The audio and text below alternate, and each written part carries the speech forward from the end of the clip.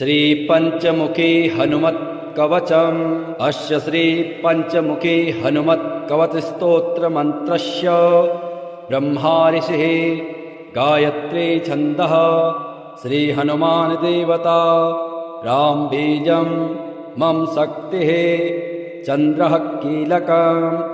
ओम ह्रौं कवचाय हुं ह्रौं अस्त्राय फट्।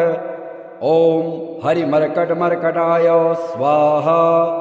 ओम नमो भगवते पंचवदनाय पूर्वकपिमुखाय सकलशत्रुसंहरणाय स्वाहा। ओम नमो भगवते पंचवदनाय दक्षिणमुखाय करालवदनाय नरसिंहाय सकलभूतप्रमथनाय स्वाहा। ओम नमो भगवते पंचवदनाय पश्चिममुखाय गरुडाननाय सकलविषहराय स्वाहा। ओम नमो भगवते पंचवदनाय उत्तरमुखाय आदिवराहाय सकलसम्पत्कराय स्वाहा। ओम नमो भगवते पंचवदनाय ऊर्ध्वमुखाय हयग्रीवाय सकलजनवशकराय स्वाहा। श्री पंचमुखी हनुमत् कवच स्तोत्रस्य श्रीरामचंद्र ऋषिः अनुष्टुप् छन्दः श्रीरामचंद्रो देवता सीता इति बीजं हनुमानीति शक्तिः हनुमत्प्रीत्यर्थे पाठे विनियोगः। ध्यानम् वन्दे वानरनारसिंहखगराट् क्रोडाश्ववक्त्रान्वितं दिव्यालङ्करणं त्रिपञ्चनयनं देदीप्यमानं रुचा। हस्ताब्जैरसिकेटपुस्तकसुधा कुम्भाङ्कुशाद्रिम्हलं खट्वाङ्गं फणिभूरुहं दशभुजं सर्वारिवीरापहम्। श्रीरामदूताय अंजनेयाय वायुपुत्राय महाबलाय सीताशोकनिवारणाय महाबलप्रचण्डाय लङ्कापुरीदहनाय फाल्गुनसखाय कोलाहलसकलब्रह्माण्डविश्वरूपाय सप्तसमुद्रान्तरालङ्घिताय पिङ्गलनयनायामृतविक्रमाय सूर्यबिम्बफलसेवाधिष्ठितपराक्रमाय सञ्जीवन्या अंगदलक्ष्मणमहाकपिसैन्यप्राणदात्रे दशग्रीवविध्वंसनाय रामेष्टाय सीतासहित रामचन्द्रवरप्रसादाय षट्प्रयोगागम पंचमुखी हनुमन् मन्त्रजपे विनियोगः। ओम हरिमर्कटमर्कटाय स्वाहा। ओम हरिमर्कटमर्कटाय वं वं वं वं वं वषट् स्वाहा। ओम हरिमर्कटमर्कटाय फं फं फं फं फं फट् स्वाहा। ओम हरिमर्कटमर्कटाय खं खं खं खं खं मारणाय स्वाहा। ओम हरिमर्कटमर्कटाय ठं ठं ठं ठं ठं स्तम्भनाय स्वाहा। ओम हरिमर्कटमर्कटाय डम डम डम डम डम आकर्षणाय सकलसम्पत्कराय पंचमुखी वीर हनुमते स्वाहा। उच्चाटने ओम ढम ढम ढम ढम ढम कूर्ममूर्तये पंचमुखी हनुमते परयंत्र तंत्रोच्चाटनाय स्वाहा। कं खं गं घं ङं चं छं जं झं यं टं ठं डं ढं लं तं थं दं धं नं पं फं बं भं मं यं रं लं वं शं शं शं हं छं स्वाहा इति दिग्बन्धः। ओम पूर्वकपिमुखाय पंचमुखी हनुमते ठं ठं ठं ठं ठं सकलशत्रुसंहारणाय स्वाहा। ओम दक्षिणमुखाय पंचमुखी हनुमते करालवदनाय नरसिंहाय ह्रां ह्रां ह्रां ह्रां ह्रां सकलभूतप्रेतदमनाय स्वाहा। ओम पश्चिममुखाय गरुडासनाय पंचमुखी वीर हनुमते मम मम मम मम मम सकलविषहराय स्वाहा। ओम उत्तरमुखे आदिवराहाय लं लं लं लं लं नृसिंहाय नीलकण्ठाय पञ्चमुखी हनुमते स्वाहा। ॐ अञ्जनासुताय वायुपुत्राय महाबलाय रामेष्टफाल्गुनसखाय सीताशोकनिवारणाय लक्ष्मणप्राणरक्षकाय कपिसैन्यप्रकाशाय दशग्रीवाभिमानदहनाय श्रीरामचन्द्रवरप्रसादकाय महावीर्याय प्रथम ब्रह्माण्डनायकाय पञ्चमुखी हनुमते भूतप्रेत पिशाच ब्रह्मराक्षस शाकिनी डाकिनी अंतरिक्षग्रह परयंत्र परतंत्र सर्वग्रहोच्चाटनाय सकलशत्रुसंहारणाय पञ्चमुखी हनुमद्वरप्रसादाय सर्वरक्षकाय जं जं जं जं स्वाहा।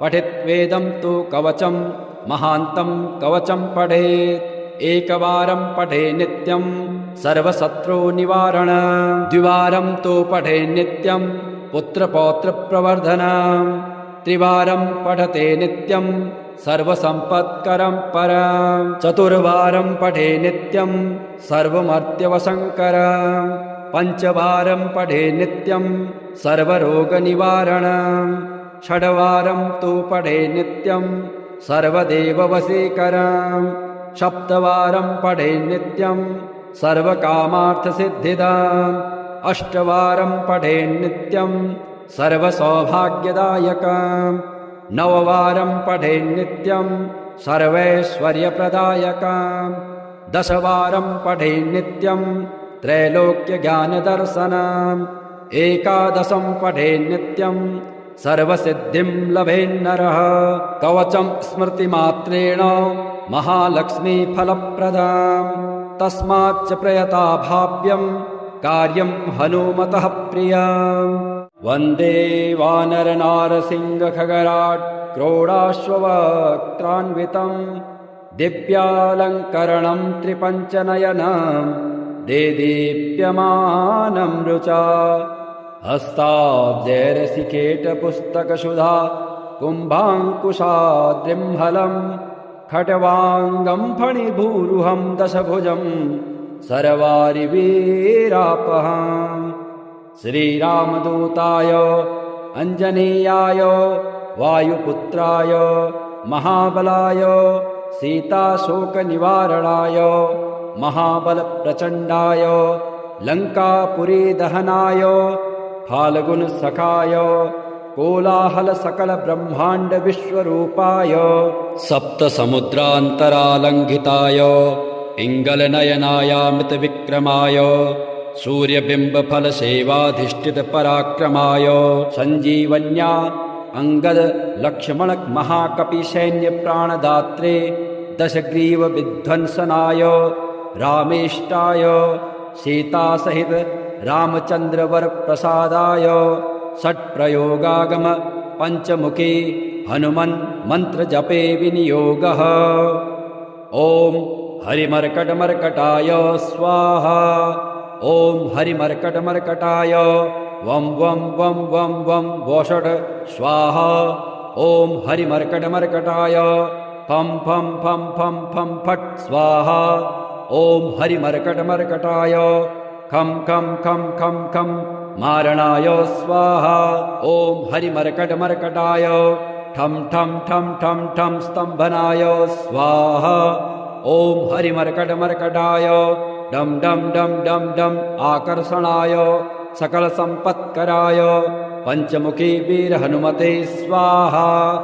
उच्चाटने ॐ ढं ढं ढं ढं ढं कूर्ममूर्तये पञ्चमुखी हनुमते परयन्त्र तन्त्रोच्चाटनाय स्वाहा। कं खं गं घं ङं चं छं जं झं यं टं ठं डं ढं णं तं थं दं धं नं पं फं बं भं मं यं रं लं वं शं शं शं हं छं स्वाहा इति दिग्बन्धः।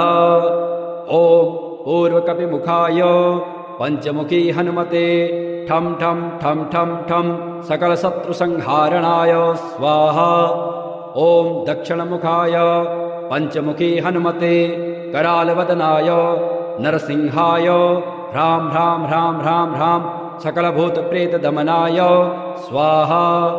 ॐ पश्चिममुखाय गरुडासनाय पञ्चमुखी वीर हनुमते मम मम मम मम मम सकलविषहराय स्वाहा। ॐ उत्तरमुखे आदिवराहाय लं लं लं लं लं नृसिंहाय नीलकण्ठाय पञ्चमुखी हनुमते स्वाहा। ॐ अञ्जनासुताय वायुपुत्राय महाबलाय रामेष्टफाल्गुनसखाय सीताशोकनिवारणाय लक्ष्मणप्राणरक्षकाय कपिसैन्यप्रकाशाय दशग्रीवाभिमानदहनाय श्रीरामचन्द्रवरप्रसादकाय महावीर्याय प्रथम ब्रह्माण्डनायकाय पञ्चमुखी हनुमते भूतप्रेत पिशाच ब्रह्मराक्षस शाकिनी डाकिनी अंतरिक्षग्रह परयंत्र परतंत्र सर्वग्रहोच्चाटनाय सकलशत्रुसंहारणाय पञ्चमुखी हनुमद्वरप्रसादाय सर्वरक्षकाय जं जं जं जं स्वाहा। पठित्वेदं तु कवचं महान्तं कवचं पठेत् एकवारं पठे नित्यं सर्वशत्रुनिवारण द्विवारं तु पठे नित्यं पुत्रपौत्रप्रवर्धनम् त्रिवारं पठते नित्यं सर्वसम्पत्करं परं चतुर्वारं पठे नित्यं सर्वमर्त्यवसङ्करं पञ्चवारं पठे नित्यं सर्वरोगनिवारणं षड्वारं तु पठे नित्यं सर्वदेववशीकरं सप्तवारं पठे नित्यं सर्वकामार्थसिद्धिदाम् अष्टवारं पठे नित्यं सर्वसौभाग्यदायकम् नववारं पठे नित्यं सर्वैश्वर्यप्रदायकम् दशवारं पठे नित्यं त्रैलोक्यज्ञानदर्शनम् एकादशं पठे नित्यं सर्वसिद्धिं लभेन्नरः कवचं स्मृतिमात्रेण महालक्ष्मीफलप्रदाम् तस्माच्च प्रयता भाव्यं कार्यं हनुमतः प्रियम् वन्दे वानरनारसिंहखगराट् क्रोडाश्ववक्त्रान्वितं दिव्यालङ्करणं त्रिपञ्चनयनं देदीप्यमानं रुचा हस्ताब्जैरसिकेटपुस्तकसुधा कुम्भाङ्कुशाद्रिम्हलं खट्वाङ्गं फणिभूरुहं दशभुजं सर्वारिवीरापहम् श्रीरामदूताय अंजनीयाय वायुपुत्राय महाबलाय सीताशोकनिवारणाय महाबलप्रचण्डाय लङ्कापुरीदहनाय फाल्गुनसखाय कोलाहलसकलब्रह्माण्डविश्वरूपाय सप्तसमुद्रान्तरालङ्घिताय पिङ्गलनयनायामृतविक्रमाय सूर्यबिम्बफलसेवाधिष्ठितपराक्रमाय सञ्जीवन्या अंगद लक्ष्मण महाकपिसैन्यप्राणदात्रे दशग्रीवविध्वंसनाय रामेष्टाय सीतासहित रामचन्द्रवरप्रसादाय षट्प्रयोगागम पञ्चमुखी हनुमन् मन्त्रजपे विनियोगः। ॐ हरिमर्कटमर्कटाय स्वाहा। ॐ हरिमर्कटमर्कटाय वं वं वं वं वं वोषट् स्वाहा। ॐ हरिमर्कटमर्कटाय फं फं फं फं फं फट् स्वाहा।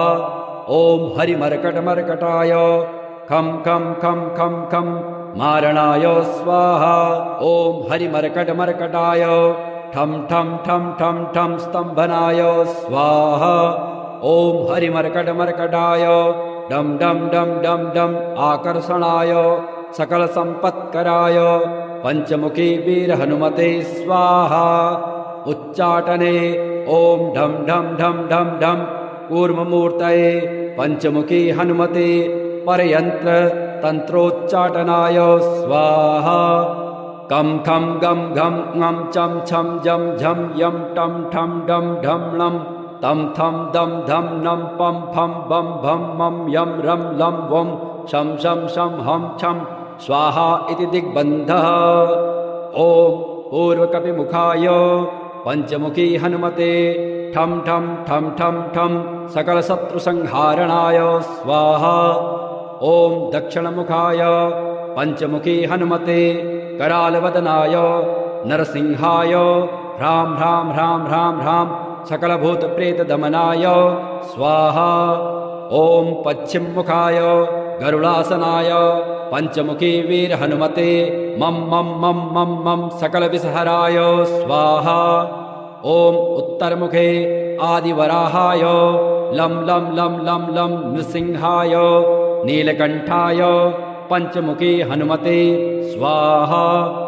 ॐ अञ्जनासुताय वायुपुत्राय महाबलाय रामेष्टफाल्गुनसखाय सीताशोकनिवारणाय लक्ष्मणप्राणरक्षकाय कपिसैन्यप्रकाशाय दशग्रीवाभिमानदहनाय श्रीरामचन्द्रवरप्रसादकाय महावीर्याय प्रथम ब्रह्माण्डनायकाय पञ्चमुखी हनुमते भूतप्रेत पिशाच ब्रह्मराक्षस शाकिनी डाकिनी अंतरिक्षग्रह परयंत्र परतंत्र सर्वग्रहोच्चाटनाय सकलशत्रुसंहारणाय पञ्चमुखी हनुमद्वरप्रसादाय सर्वरक्षकाय जं जं जं जं स्वाहा।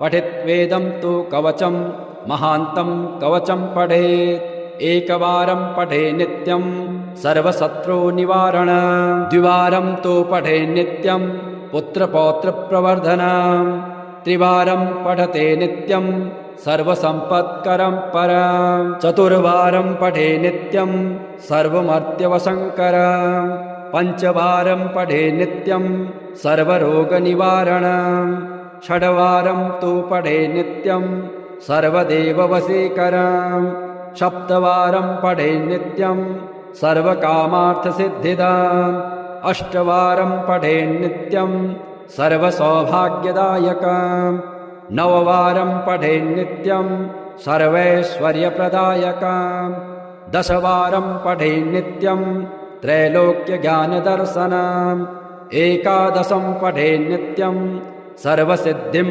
लभेन्नरः कवचं स्मृतिमात्रेण महालक्ष्मीफलप्रदाम् तस्माच्च प्रयता भाव्यं कार्यं हनुमतः प्रियम् वन्दे वानरनारसिंहखगराट् क्रोडाश्ववक्त्रान्वितं दिव्यालङ्करणं त्रिपञ्चनयनं देदीप्यमानं रुचा हस्ताब्जैरसिकेटपुस्तकसुधा कुम्भाङ्कुशाद्रिम्हलं खट्वाङ्गं फणिभूरुहं दशभुजं सर्वारिवीरापहम्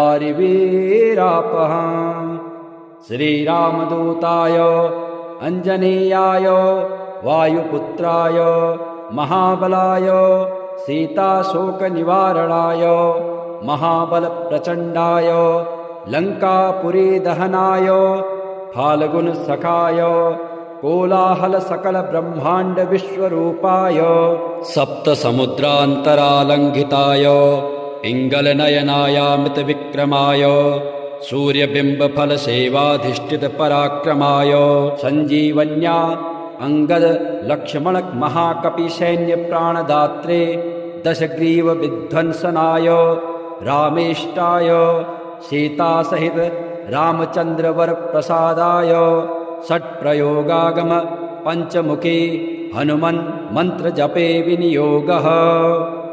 ॐ हरिमर्कटमर्कटाय स्वाहा।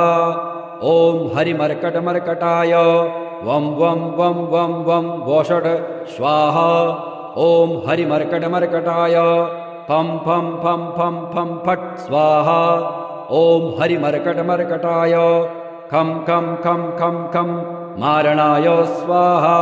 ॐ हरिमर्कटमर्कटाय ठं ठं ठं ठं ठं स्तम्भनाय स्वाहा। ॐ हरिमर्कटमर्कटाय डम डम डम डम डम आकर्षणाय सकलसम्पत्कराय पञ्चमुखी वीरहनुमते स्वाहा। उच्चाटने ॐ ढं ढं ढं ढं ढं कूर्ममूर्तये पञ्चमुखी हनुमते परयन्त्र तन्त्रोच्चाटनाय स्वाहा।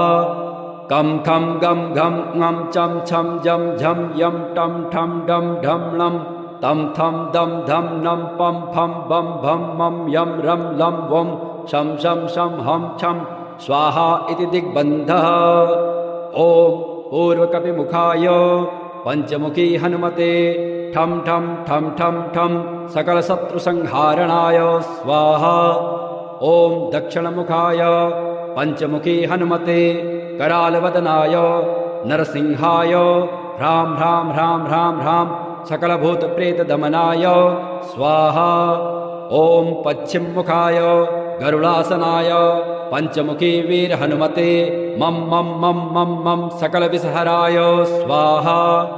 ॐ उत्तरमुखे आदिवराहाय लं लं लं लं लं नृसिंहाय नीलकण्ठाय पञ्चमुखी हनुमते स्वाहा।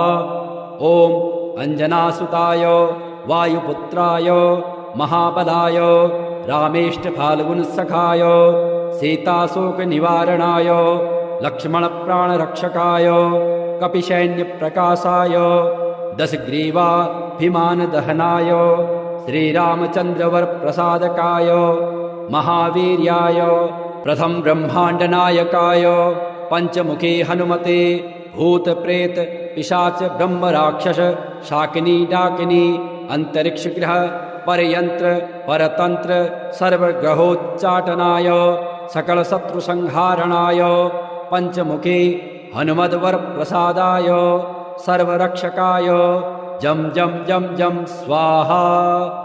पठित्वेदं तु कवचं महान्तं कवचं पठेत् एकवारं पठे नित्यं सर्वशत्रुनिवारण द्विवारं तु पठे नित्यं पुत्रपौत्रप्रवर्धनं त्रिवारं पठते नित्यं सर्वसम्पत्करं परं चतुर्वारं पठे नित्यं सर्वमर्त्यवशङ्करं पञ्चवारं पठे नित्यं सर्वरोगनिवारणं षड्वारं तु पठे नित्यं सर्वदेववशीकरं सप्तवारं पठे नित्यं सर्वकामार्थसिद्धिदाम् अष्टवारं पठे नित्यं सर्वसौभाग्यदायकं नववारं पठे नित्यं सर्वैश्वर्यप्रदायकं दशवारं पठे नित्यं त्रैलोक्यज्ञानदर्शनम् एकादशं पठे नित्यं सर्वसिद्धिं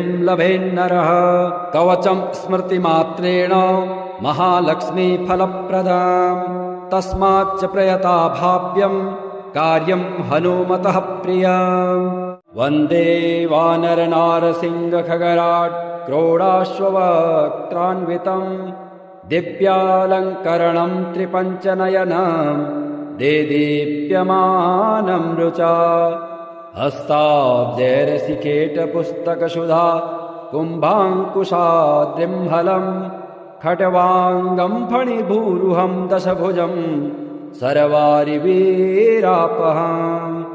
श्रीरामदूताय अञ्जनेयाय वायुपुत्राय महाबलाय सीताशोकनिवारणाय महाबलप्रचण्डाय लङ्कापुरीदहनाय फाल्गुनसखाय कोलाहलसकलब्रह्माण्डविश्वरूपाय सप्तसमुद्रान्तरालङ्घिताय पिङ्गलनयनायामृतविक्रमाय सूर्यबिम्बफलसेवाधिष्ठितपराक्रमाय सञ्जीवन्या अङ्गदलक्ष्मणमहाकपिसैन्यप्राणदात्रे दशग्रीवविध्वंसनाय रामेष्टाय सीतासहित रामचन्द्रवरप्रसादाय षट्प्रयोगागम पञ्चमुखी हनुमन् मन्त्रजपे विनियोगः। ॐ हरिमर्कटमर्कटाय स्वाहा। ॐ हरिमर्कटमर्कटाय वं वं वं वं वं वोषट् स्वाहा। ॐ हरिमर्कटमर्कटाय फं फं फं फं फं फट् स्वाहा।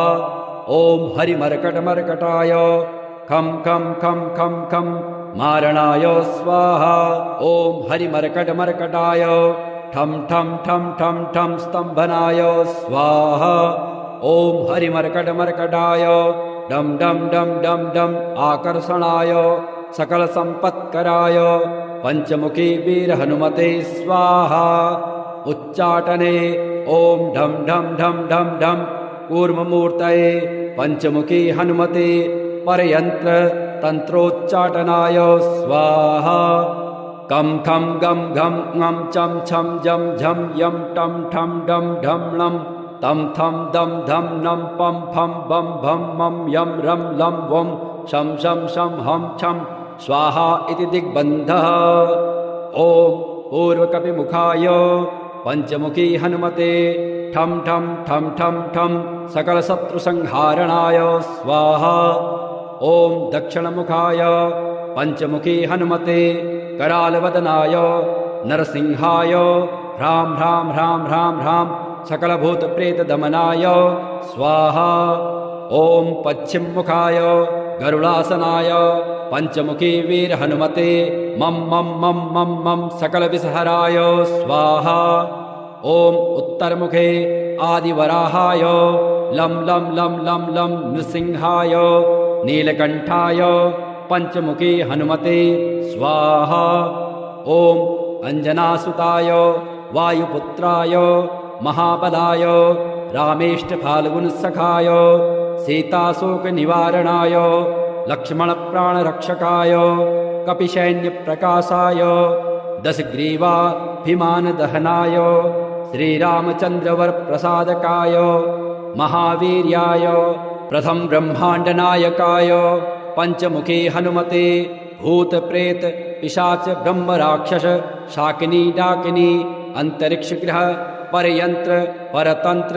सर्वग्रहोच्चाटनाय सकलशत्रुसंहारणाय पञ्चमुखी हनुमद्वरप्रसादाय सर्वरक्षकाय जं जं जं जं स्वाहा पठित्वेदं तु कवचं महान्तं कवचं पठेत् एकवारं पठे नित्यं सर्वशत्रुनिवारण द्विवारं तु पठे नित्यं पुत्रपौत्रप्रवर्धनं त्रिवारं पठते नित्यं सर्वसम्पत्करं परं चतुर्वारं पठे नित्यं सर्वमर्त्यवसङ्करं पञ्चवारं पठे नित्यं सर्वरोगनिवारणं षड्वारं तु पठे नित्यं सर्वदेववशीकरं सप्तवारं पठे नित्यं सर्वकामार्थसिद्धिदाम् अष्टवारं पठे नित्यं सर्वसौभाग्यदायकं नववारं पठे नित्यं सर्वैश्वर्यप्रदायकं दशवारं पठे नित्यं त्रैलोक्यज्ञानदर्शनम् एकादशं पठे नित्यं सर्वसिद्धिं लभेन्नरः कवचं स्मृतिमात्रेण महालक्ष्मीफलप्रदाम् तस्माच्च प्रयता भाव्यं कार्यं हनुमतः प्रियम् वन्दे वानरनारसिंहखगराट् क्रोडाश्ववक्त्रान्वितं दिव्यालङ्करणं त्रिपञ्चनयनं देदीप्यमानं रुचा हस्ताब्जैरसिकेटपुस्तकसुधा कुम्भाङ्कुशाद्रिम्हलं खट्वाङ्गं फणिभूरुहं दशभुजं सर्वारिवीरापहम् श्रीरामदूताय अञ्जनेयाय वायुपुत्राय महाबलाय सीताशोकनिवारणाय महाबलप्रचण्डाय लङ्कापुरीदहनाय फाल्गुनसखाय कोलाहलसकलब्रह्माण्डविश्वरूपाय सप्तसमुद्रान्तरालङ्घिताय पिङ्गलनयनायामृतविक्रमाय सूर्यबिम्बफलसेवाधिष्ठितपराक्रमाय सञ्जीवन्या अङ्गदलक्ष्मणमहाकपिसैन्यप्राणदात्रे दशग्रीवविध्वंसनाय रामेष्टाय सीतासहित रामचन्द्रवरप्रसादाय षट्प्रयोगागम पञ्चमुखी हनुमन् मन्त्रजपे विनियोगः ॐ हरिमर्कटमर्कटाय स्वाहा ॐ हरिमर्कटमर्कटाय वं वं वं वं वं वषट् स्वाहा ॐ हरिमर्कटमर्कटाय फं फं फं फं फं फट् स्वाहा ॐ हरिमर्कटमर्कटाय खं खं खं खं खं मारणाय स्वाहा। ॐ हरिमर्कटमर्कटाय ठं ठं ठं ठं ठं स्तम्भनाय स्वाहा। ॐ हरिमर्कटमर्कटाय डं डं डं डं डं आकर्षणाय सकलसम्पत्कराय पञ्चमुखी वीरहनुमते स्वाहा। उच्चाटने ॐ ढं ढं ढं ढं ढं कूर्ममूर्तये पञ्चमुखी हनुमते परयन्त्र तन्त्रोच्चाटनाय स्वाहा। कं खं गं घं ङं चं छं जं झं यं टं ठं डं ढं णं तं थं दं धं नं पं फं बं भं मं यं रं लं वं शं शं शं हं छं स्वाहा इति दिग्बन्धः। ॐ पूर्वकपिमुखाय पञ्चमुखी हनुमते ठं ठं ठं ठं ठं सकलशत्रुसंहारणाय स्वाहा। ॐ दक्षिणमुखाय पञ्चमुखी हनुमते करालवदनाय नरसिंहाय ह्रां ह्रां ह्रां ह्रां ह्रां सकलभूतप्रेतदमनाय स्वाहा। ॐ पश्चिममुखाय गरुडासनाय पञ्चमुखी वीरहनुमते मं मं मं मं मं सकलविषहराय स्वाहा। ॐ उत्तरमुखे आदिवराहाय लं लं लं लं लं नृसिंहाय नीलकण्ठाय पञ्चमुखी हनुमते स्वाहा। ॐ अञ्जनासुताय वायुपुत्राय महाबलाय रामेष्टफाल्गुनसखाय सीताशोकनिवारणाय लक्ष्मणप्राणरक्षकाय कपिसैन्यप्रकाशाय दशग्रीवाभिमानदहनाय श्रीरामचन्द्रवरप्रसादकाय महावीर्याय प्रथम ब्रह्माण्डनायकाय पञ्चमुखी हनुमते भूतप्रेत पिशाच ब्रह्मराक्षस शाकिनी डाकिनी अंतरिक्षग्रह परयंत्र परतंत्र सर्वग्रहोच्चाटनाय सकलशत्रुसंहारणाय पञ्चमुखी हनुमद्वरप्रसादाय सर्वरक्षकाय जं जं जं जं स्वाहा।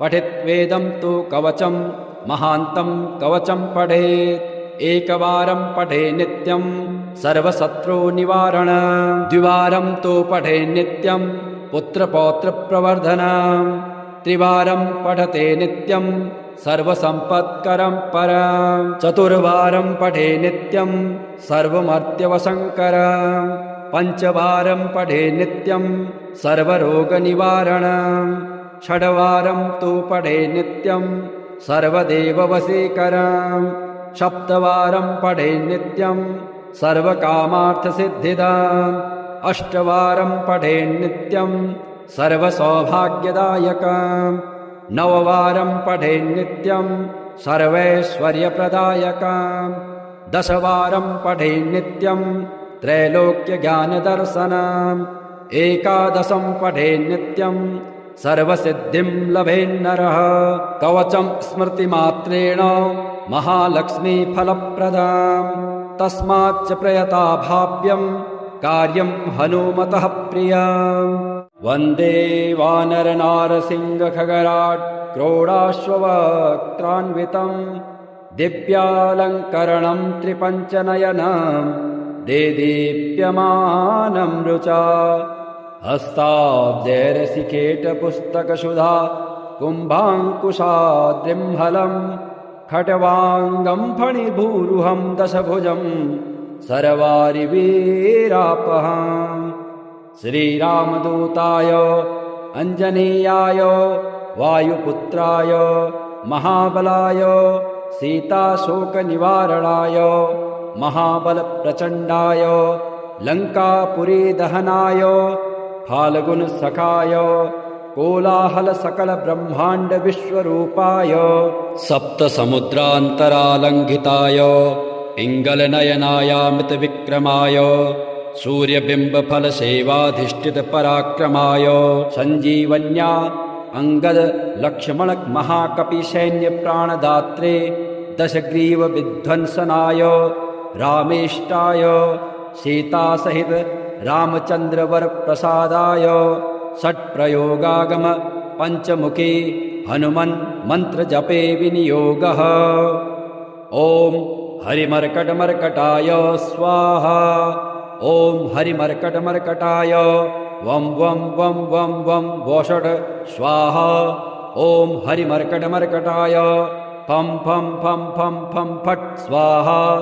ॐ हरिमर्कटमर्कटाय खं खं खं खं खं मारणाय स्वाहा। ॐ हरिमर्कटमर्कटाय ठं ठं ठं ठं ठं स्तम्भनाय स्वाहा। ॐ हरिमर्कटमर्कटाय डं डं डं डं डं आकर्षणाय सकलसम्पत्कराय पञ्चमुखी वीरहनुमते स्वाहा।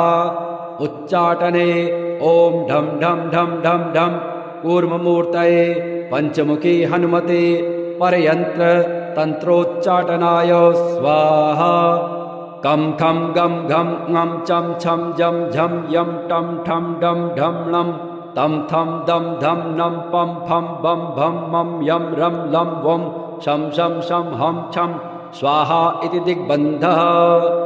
ॐ पूर्वकपिमुखाय पञ्चमुखी हनुमते ठं ठं ठं ठं ठं सकलशत्रुसंहारणाय स्वाहा। ॐ दक्षिणमुखाय पञ्चमुखी हनुमते करालवदनाय नरसिंहाय ह्रां ह्रां ह्रां ह्रां ह्रां सकलभूतप्रेतदमनाय स्वाहा। ॐ पश्चिममुखाय गरुडासनाय पञ्चमुखी वीरहनुमते मं मं मं मं मं सकलविषहराय स्वाहा। ॐ उत्तरमुखे आदिवराहाय लं लं लं लं लं नृसिंहाय नीलकण्ठाय पञ्चमुखी हनुमते स्वाहा।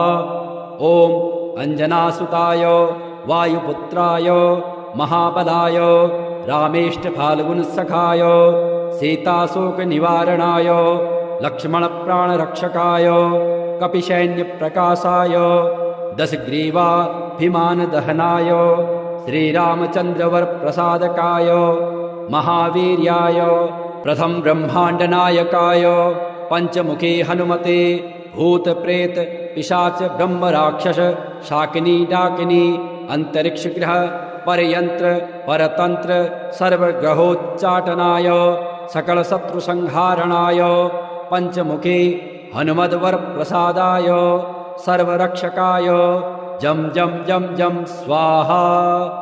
पठित्वेदं तु कवचं महान्तं कवचं पठेत् एकवारं पठे नित्यं सर्वशत्रुनिवारण द्विवारं तु पठे नित्यं पुत्रपौत्रप्रवर्धनम् त्रिवारं पठते नित्यं सर्वसम्पत्करं परम् चतुर्वारं पठे नित्यं सर्वमर्त्यवशङ्करम् पञ्चवारं पठे नित्यं सर्वरोगनिवारणम् षड्वारं तु पठे नित्यं सर्वदेववशीकरम् सप्तवारं पठे नित्यं सर्वकामार्थसिद्धिदाम् अष्टवारं पठे नित्यं सर्वसौभाग्यदायकम् नववारं पठे नित्यं सर्वैश्वर्यप्रदायकम् दशवारं पठे नित्यं त्रैलोक्यज्ञानदर्शनम् एकादशं पठे नित्यं सर्वसिद्धिं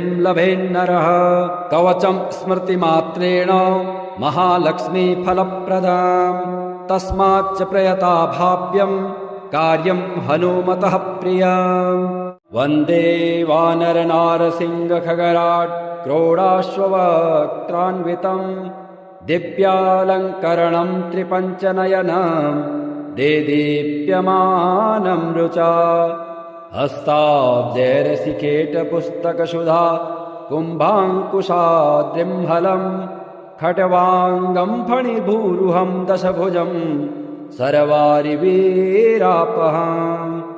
श्रीरामदूताय अञ्जनेयाय वायुपुत्राय महाबलाय सीताशोकनिवारणाय महाबलप्रचण्डाय लङ्कापुरीदहनाय फाल्गुनसखाय कोलाहलसकलब्रह्माण्डविश्वरूपाय सप्तसमुद्रान्तरालङ्घिताय पिङ्गलनयनायामृतविक्रमाय सूर्यबिम्बफलसेवाधिष्ठितपराक्रमाय सञ्जीवन्या अङ्गद लक्ष्मण महाकपिसैन्यप्राणदात्रे दशग्रीवविध्वंसनाय रामेष्टाय सीतासहित रामचन्द्रवरप्रसादाय षट्प्रयोगागम पञ्चमुखी हनुमन् मन्त्रजपे विनियोगः।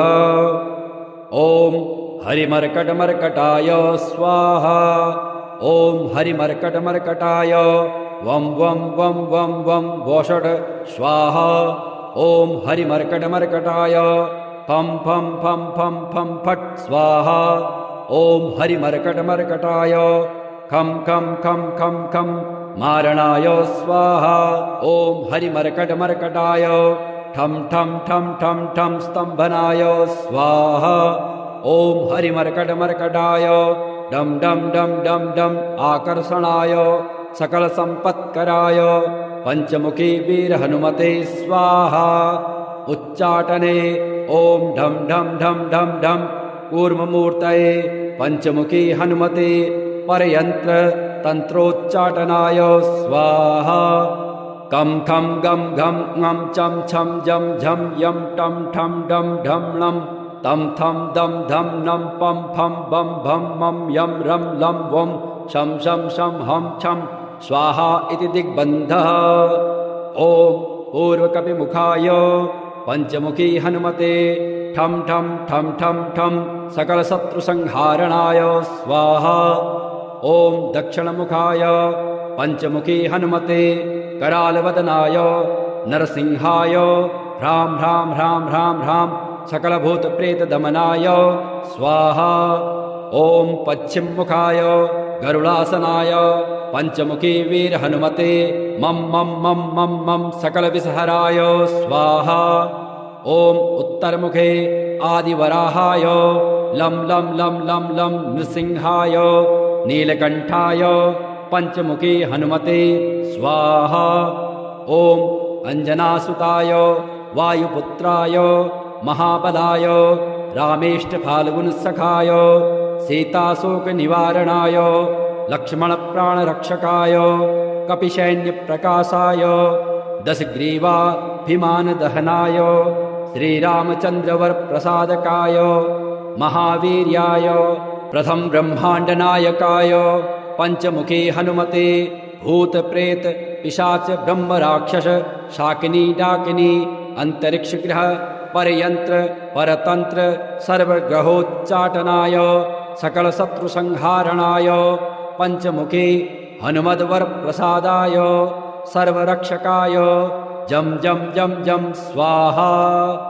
पठित्वेदं तु कवचं महान्तं कवचं पठेत् एकवारं पठे नित्यं सर्वशत्रुनिवारण द्विवारं तु पठे नित्यं पुत्रपौत्रप्रवर्धनं त्रिवारं पठते नित्यं सर्वसम्पत्करं परं चतुर्वारं पठे नित्यं सर्वमर्त्यवशङ्करं पञ्चवारं पठे नित्यं सर्वरोगनिवारणं षड्वारं तु पठे नित्यं सर्वदेववशीकरं सप्तवारं पठे नित्यं सर्वकामार्थसिद्धिदम् अष्टवारं पठे नित्यं सर्वसौभाग्यदायकम् नववारं पठे नित्यं सर्वैश्वर्यप्रदायकम् दशवारं पठे नित्यं त्रैलोक्यज्ञानदर्शनम् एकादशं पठे नित्यं सर्वसिद्धिं